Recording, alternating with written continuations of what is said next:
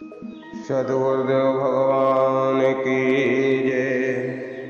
श्रीमद् अनुगीता अथ त्रयस्त्रिंशोऽध्यायः। आत्मा और परमात्मा के स्वरूप का विवेचन।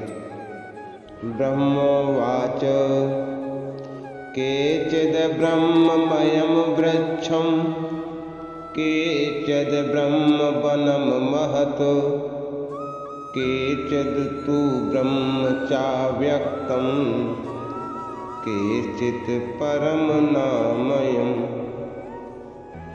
मन्यन्ते सर्वमप्येतद् व्यक्तप्रभावयम्। ब्रह्मा जी ने कहा, हे महर्षि गणों, इस अव्यक्त उत्पत्तिशील अविनाशी संपूर्ण वृक्ष को कोई ब्रह्म स्वरूप मानते हैं और कोई महान ब्रह्म वन मानते हैं। कितने ही इसे अव्यक्त ब्रह्म और कितने ही इसे परम अनामय मानते हैं। उच्छ्वास मात्रमपि चेद योऽन्त काले समो भवेत् आत्मानमुपसंगम्य सोऽमृत्वायुकुल्पते। जो मनुष्य अंतकाल में आत्मा का ध्यान करके सांस लेने में जितनी देर लगती है उतनी देर भी समभाव में स्थित होता है तो अमर तत्व यानी मोक्ष को प्राप्त करने का अधिकारी हो जाता है।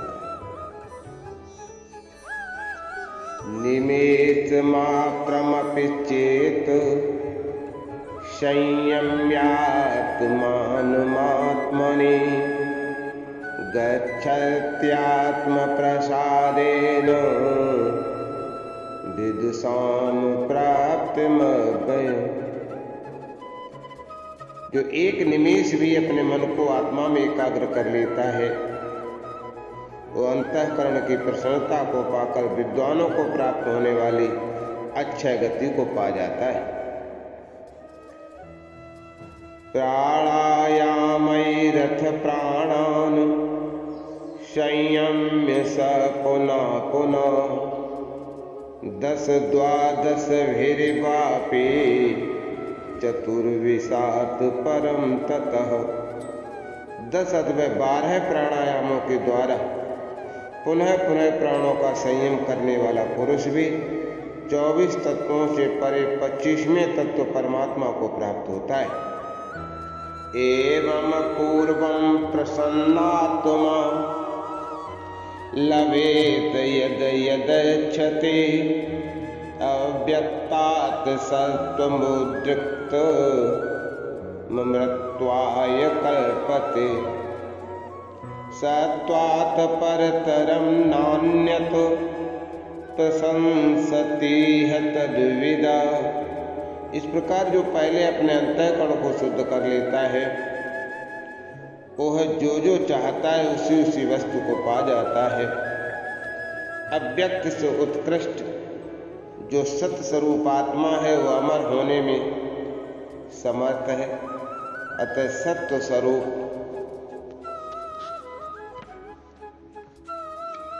आत्मा के महत्व को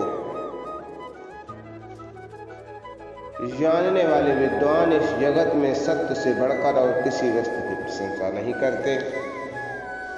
अनुमानादि विजानीमः पुरुषं सत्व संश्रयं न शक्यमन्यथा गन्तुं पुरुषं द्विज सत्तम। हे द्विजगुणों में श्रेष्ठ, हम अनुमान प्रमाण के द्वारा इस जगत को और इस बात को अच्छी तरह जानते हैं कि अंतर्यामी परमात्मा सत्य स्वरूप आत्मा में स्थित है। इस तत्व को समझे बिना परम पुरुष को प्राप्त करना असंभव नहीं है। क्षमा धृतिरहिंसा च समता सत्यमार्जवम् ज्ञानं त्यागोऽथ संन्यासः सात्विकं वृत्तिमिष्यति क्षमा, धैर्य, अहिंसा, समता, सत्य, सरलता, ज्ञान, त्याग और संन्यास, ये सात्विकी बर्ताव बताई गई। एते नैवानुमानेन मन्यन्ते वै मनीषिणः सत्वं च पुरुष चैव तत्र नास्ति विचारण। मनीषी पुरुष इसी अनुमान से उस सत्य स्वरूपात्मा का और परमात्मा का मनन करते हैं, इसमें कोई विचारणीय बात नहीं।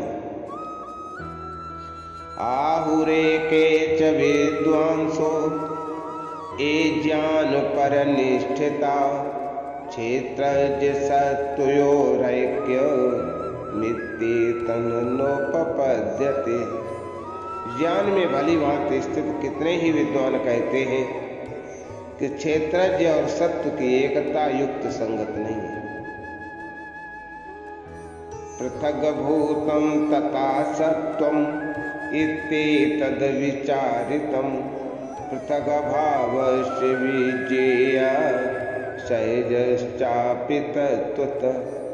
उनका कहना है कि उसे क्षेत्रज्ञ से सत्व पृथक है, क्योंकि ये सत्व अविचार सिद्ध है। ये दोनों एक साथ रहने वाले होने पर भी तत्वतः अलग अलग हैं, ऐसा समझना चाहिए।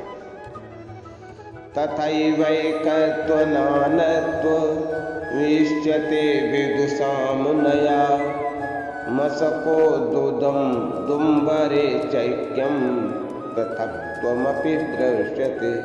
इसी प्रकार दूसरे विद्वानों का निर्णय दोनों के एकत्व और नानत्व को स्वीकार करता है, क्योंकि मशक और उदम्बर की एकता और पृथकता देखी जाती है।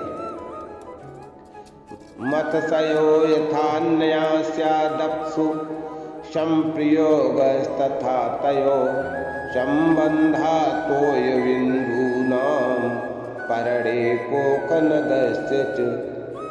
जैसे जल से मछली भिन्न है, तो भी मछली और जल दोनों का संयोग देखा जाता है, एवं जल की बूंदों का कमल के पत्ते से संबंध देखा जाता है।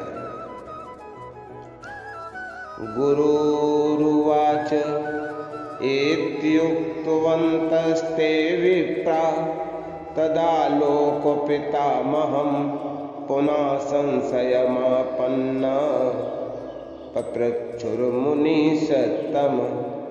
गुरु ने कहा, इस प्रकार कहने पर उन मुनि श्रेष्ठ ब्राह्मणों ने पुनः संशय में पड़कर उस समय लोक पितामह ब्रह्मा जी से पूछा।